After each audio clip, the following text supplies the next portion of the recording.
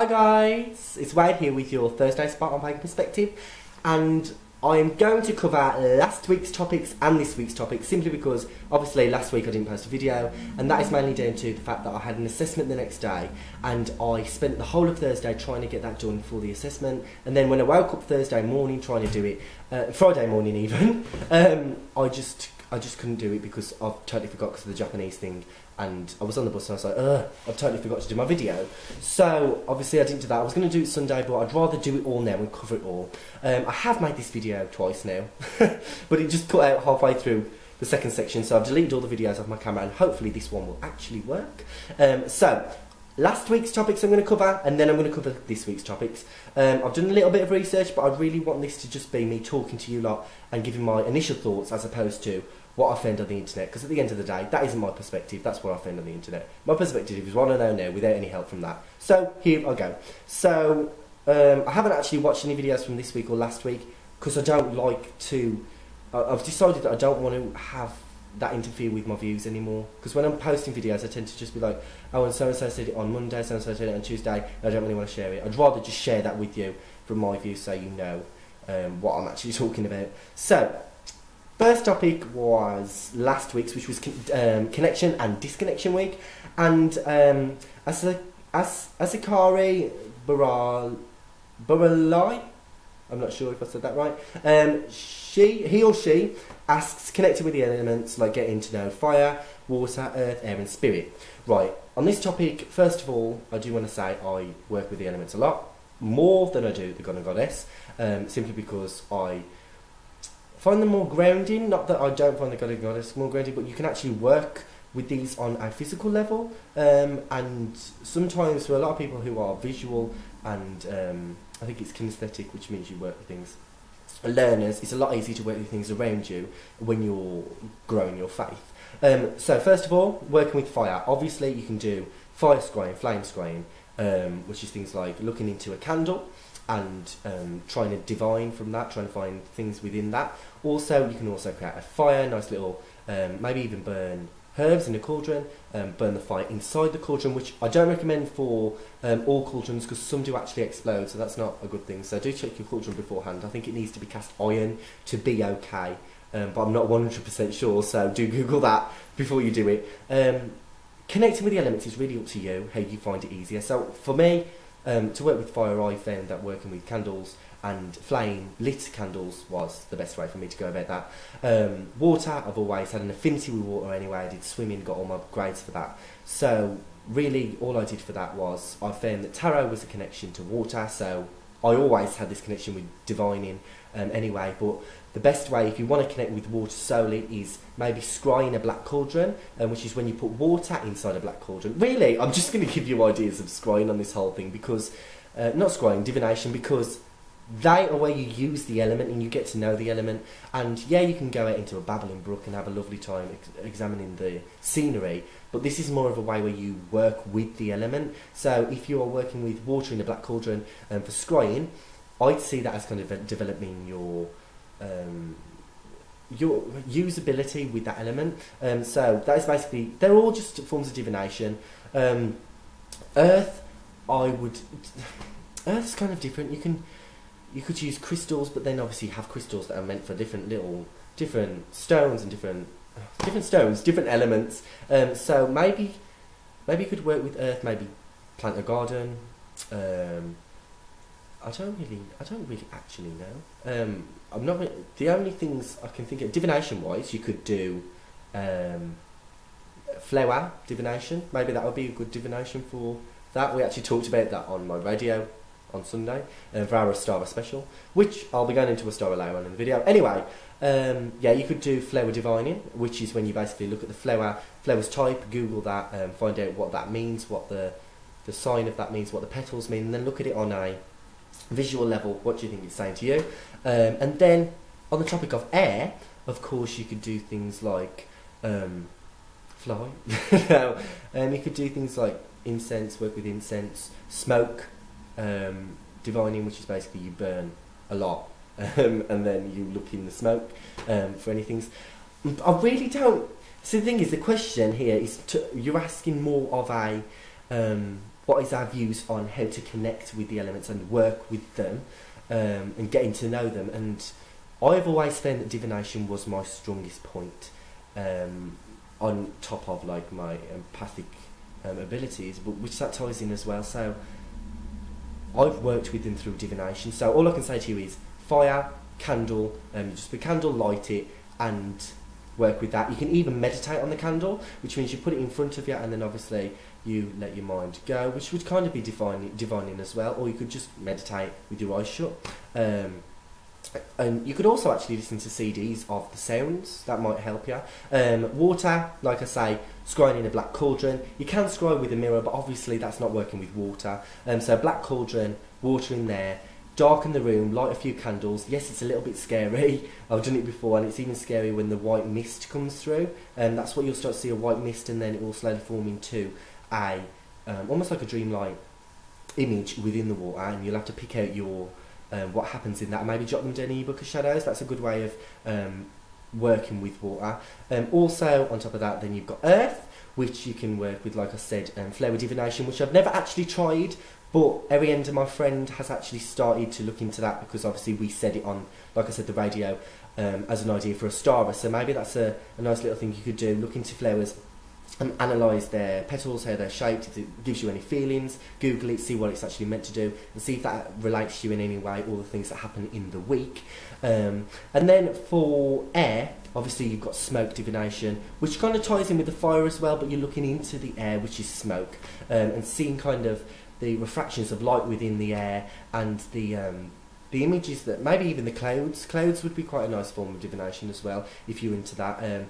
What forms you can pick out of the clouds, and what stands out for you within the clouds. So there's just some ideas. I'm not sure if that's going to answer your question, but hopefully it will give you some ideas of how you can work with the elements on a divination level. The next question, of course, is... now I'm going to tie these two questions together. The one is by L. Luna, and the other one is by Alex Lyon The. And the first question is, feeling spiritually blocked, not connected to energies, what can be done to fix this spell and ritual? And the next question is, feeling disconnected or questioning your path, and how to deal with that. First of all, if you're feeling spiritually blocked, what you want to do is ritual bath. You can Google that online to find out how to do the many different ways of that. It tends to just be casting a circle, either around the bath or within the bath. And just cleansing yourself of energies, maybe saying a little spell. Like I said, you can find these online, or even write your own. Candles everywhere, incense too. Really just cleanse yourself of these things. Just to relax yourself, because sometimes we get pent up with energy, pent up with different things, and we get negative energies just drawn to us, and then we just become this negative ball, which just attracts worse things, and just it's hard for... It's almost like a representative flower coming out of the surface. It's hard for it to break through that first length of soil, but from then on it's easier. And that could be what the problem is. You're probably just finding that short little time period where you can't break through to what you want to do, and you don't know why. And that's probably why. So do a ritual bath. That will always cleanse you. Obviously you don't have to do a ritual afterwards. It's just to cleanse you down. And then probably from that go into doing a little bit of meditation. Again, just opens your mind a bit, relax you, maybe even do a chakra opening meditation, which will obviously open up all your chakras. Another problem may be that your crown chakra is actually closed. There's a lot of meditations, so I think I did a video here on chakras on Pagan Perspective, so do look at that, where you can open closed chakras, and gives you a little information on that, and that can really hold you back. So if you're feeling spiritually blocked, maybe look at the chakras thing, because they are energy points within your body, and if they are experiencing problems, obviously you are going to feel the effects of that. So if you're spiritually blocked, it's going to be mainly because of the upper chakras. So maybe look into that. Apart from that, maybe then leading on to the next question, it is that you're questioning your path. If you're questioning your path, first of all, that is not a bad thing. That is 100% something I do all the time. At the end of the day, if you don't feel comfortable in your path and you're questioning it, well, not even uncomfortable, if you're questioning it anyway, regardless, is a good thing, like I say.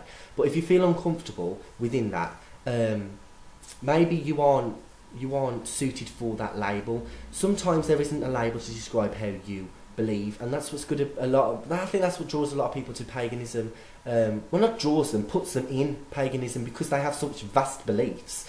They fit within paganism, so therefore it lends them a name to that, and it makes them feel better because they have a name to put towards that. And sometimes the thing with labelling is it gives you that little something to explain to people. You know what? Some people regard my beliefs as true, regardless of how vast they may be, and sometimes people are afraid of not having a religion because they don't want to be seen as somebody who isn't in society. Their beliefs aren't accepted because they don't fit under a label. Don't feel that that's true. If you believe something and it doesn't fit under a label, then don't let people try and force you to believe something else, because that's just not going to work and it's make you unhappy. So one, just check if you actually believe anything that fits into any of the labels.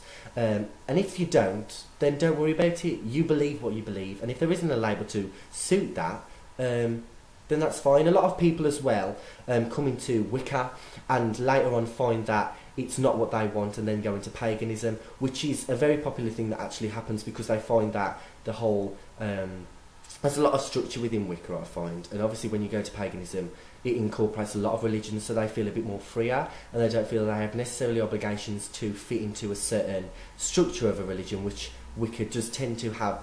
It hasn't got a strong structure, but it's got little bits that you have to kind of adhere to, which is karma, the god and goddess, or gods, and kind of the belief in witchcraft, which there are going to be people out there who for some reason say that if you can be Wiccan and not believe in witchcraft, but no, because Wicca is the belief in witchcraft.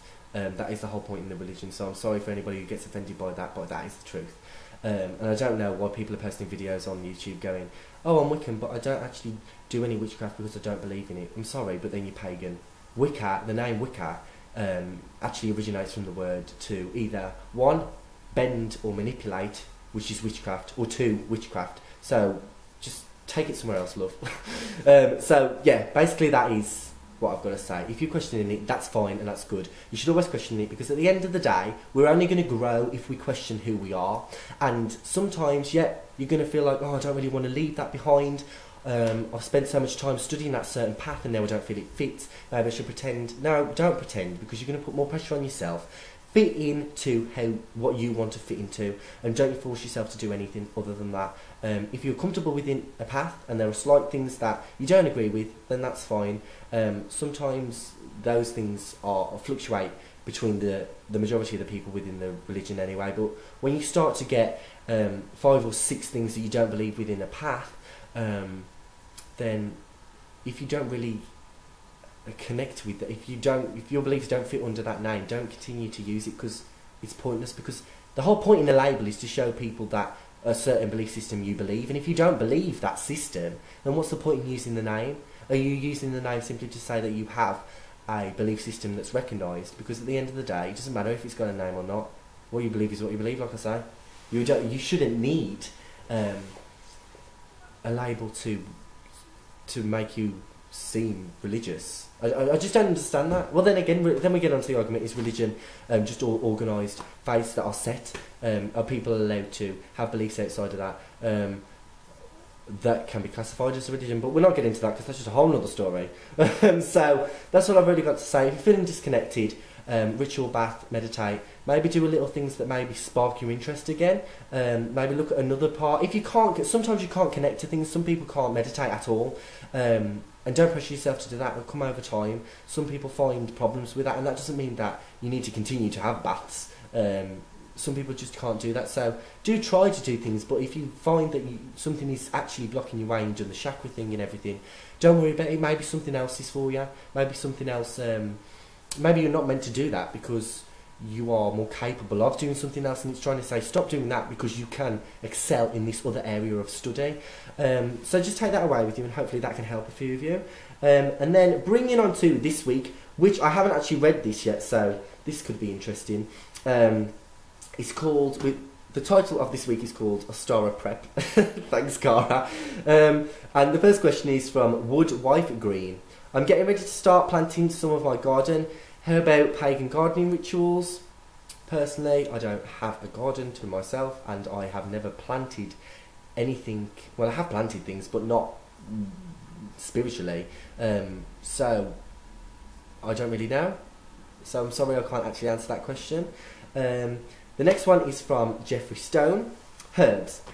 I see a lot of stuff about magical properties of herbs, but some are scientific properties, like aloe is good for burns and cuts because of the chemicals in it. But why is it rosemary good for purification? Does this take into account auras of the plants and something that someone meditated and decided?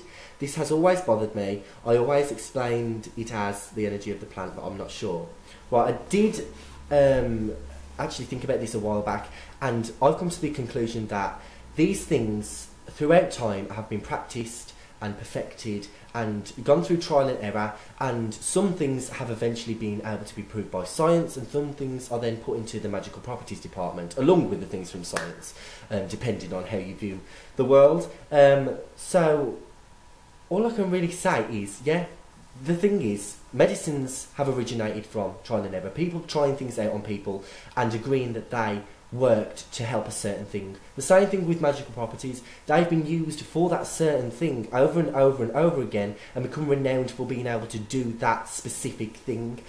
So when you start to look at, is it because, why are they certain things and why does that occur? In my view, it's because, like scientific things, they have been tried and tested for that specific thing. The only thing is, science hasn't been able to prove that thing, that, I keep saying thing, but you know what I mean, it can't prove that specific quality of the herb.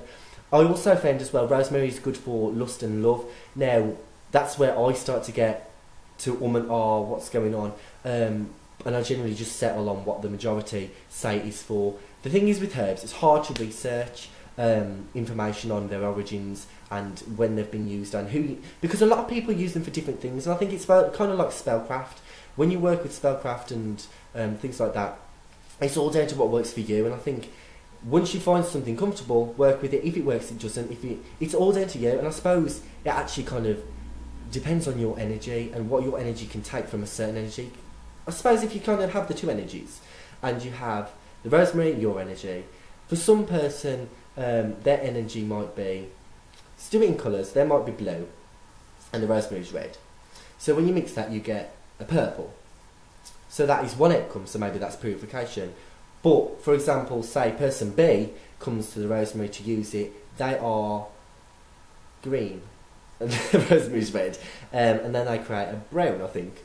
They create some colour, which is different. So the quality that they get from the plant is different simply because their energy is different. So that may be a theory that you can put against that. Different energies work in different ways, different vibrations work in different ways, and therefore different people get different things out of different herbs, and it's all about trial and error. And then you get into the subject of energy. Then, is energy hereditary? So what worked for your parents or works for your children, is that going to work for you? I don't know, I've just got myself into a whole other theory that I've just thought up, but hopefully that can help in some way. I'm really not, I tried to do a research a while back as to where that comes from, and nobody knows, because it is literally a trial and everything that's happened throughout time. So I'm sorry I can't actually give you a solid answer with that, but hopefully that can kind of give you an idea and reassure you that they have been tried and tested for certain things. It's just finding out what you find it's better. And I know that's a pain in the arse because you've got to go out your way to find that out, but that's the thing with witchcraft. It's kind of like you have to do that little bit more to make sure it works, which isn't very good actually, because if you do something and it goes wrong, then you're kind of buggered. If anybody actually just totally disagrees with what I've just said, please put down there so I actually know, especially if someone's got information, because I'm kind of just coming off theory here. The next question, oh wait, that is the last question. I've kind of just rambled on in this video that I've just totally forgot where I am. Guys, gonna make this quick because my camera cut out and now it's a bit later, and I totally forgot that it actually died on me. Yes, that's really all I've got to say for this week's topics. Ostara, for those of you who are wondering what I'm doing on Ostara, you can actually find it at my radio. We talked about it last Sunday, and we're going to be discussing it this Sunday on Ostara itself. The broadcast from last week's will be up either tonight or tomorrow, so please do watch out for that. Witchcast Radio is the radio, witchcastradio.co.nr, and you can also look at past episodes on my YouTube channel, which is youtube.com/Wade Rowan. Yeah, so I hope you all have a fantastic week. I'm really sorry about that, and also to the person who asked about the spiritual connection problems, I was also just thinking maybe aura cleansing might help, on top of like chakra cleansing and stuff. Just a little thing for you to try out. So I hope you all have a fantastic week. I hope you all have a fantastic Ostara. I'll be spending it here on my own doing uni work, maybe a little ritual. Got a few ideas of things I want to do, but I don't want to waste any more of your time because this video is already over 20 minutes. So hope you all have a fantastic Ostara, really do, and have a blessed week. And I'll see you next Thursday. One of the Thursdays on Pagan Perspective. Blessed be. Peace out.